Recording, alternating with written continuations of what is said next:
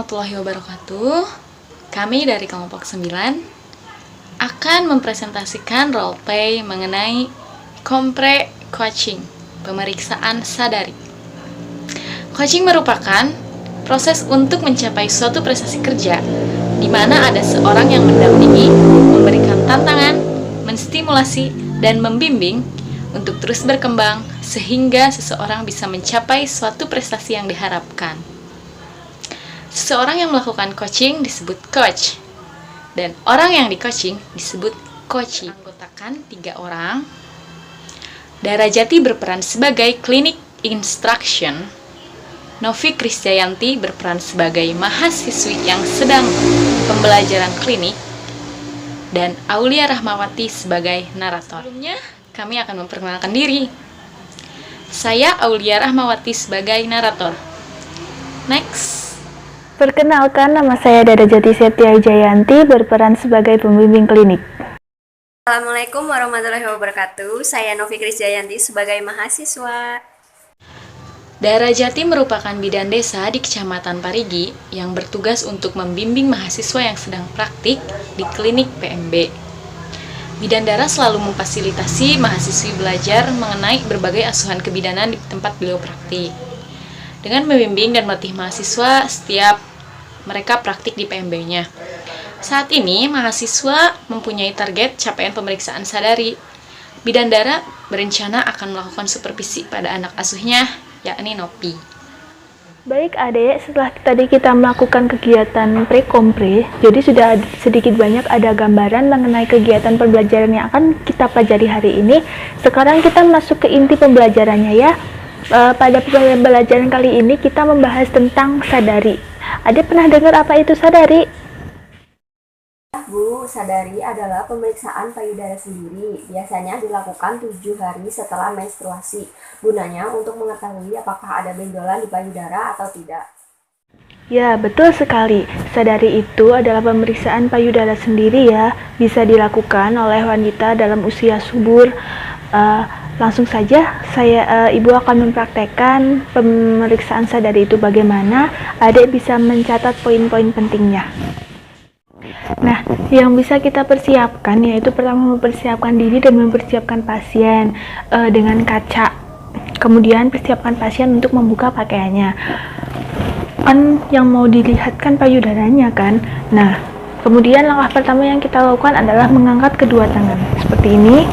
Kemudian kita lihat simetris atau tidak payudara kanan dengan payudara kiri. Ini dalam posisi tidak memakai pakaian ya. Kemudian dilihat apakah ada tarikan kanan dan kirinya. Kemudian tangan yang satu turun untuk mengecek, diraba, dipijit memutar, dicek apakah ada benjolan abnormal, apakah ada kerutan pada areolanya, dan apakah ada pengeluaran abnormal. Begitu pula tangan satunya turun, kemudian tangan yang lainnya naik untuk mengecek yang sebelahnya. Nah, begitu deh kurang lebih mengenai sadari atau pemeriksaan payudara sendiri. Sebelum Ade mencobanya sendiri, apakah ada yang ditanyakan terlebih dahulu? Kalau misalkan kita melakukan sadari, kemudian kita meraba, ada sedikit benjolan, kita melakukan sadari beberapa hari kemudian, atau kita langsung ke puskesmas atau ke rumah sakit, Bu?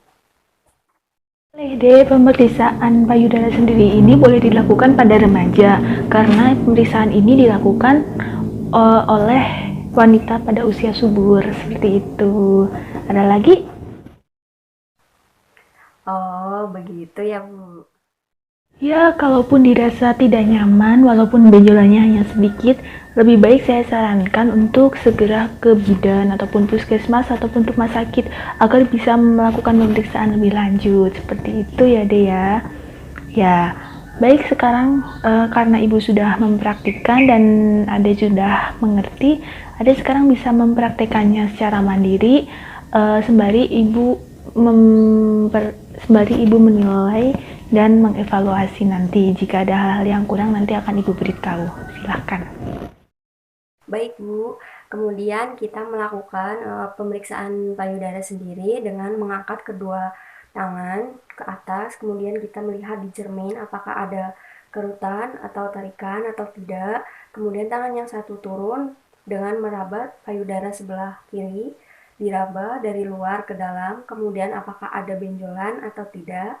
Apabila tidak ada, maka kita sebaliknya yang satu kita turun, yang satu memutar ke payudara sebelah kanan, kemudian kita periksa, tidak ada, kita melihat payudara kita tidak ada benjolan, maka normal. Apabila ada benjolan sedikit, maka kita seharusnya ke puskesmas. Baik sekali. Untuk prakteknya, Ade sudah bisa mempraktekannya dengan baik dan berurutan. Hanya saja dalam penkes kepada pasien, nanti komunikasinya lebih ditingkatkan ya. Oh, begitu ya, Bu. Baik, karena sudah tidak ada pertanyaan dari Ade dan waktu pembelajaran bimbingan kali ini juga sudah selesai, Ade sekarang bisa mempraktekannya langsung kepada pasien ya. Sampai jumpa nanti sore dalam pos kompre. Silahkan. Oke, dapat disimpulkan bahwa proses coaching akan sangat menolong seseorang untuk mengaktualisasikan dirinya, yaitu mencapai satu titik di mana dia tidak hanya dapat mengetahui keberadaannya saat itu juga, tetapi mengetahui potensi kemampuannya yang seharusnya dapat dicapai.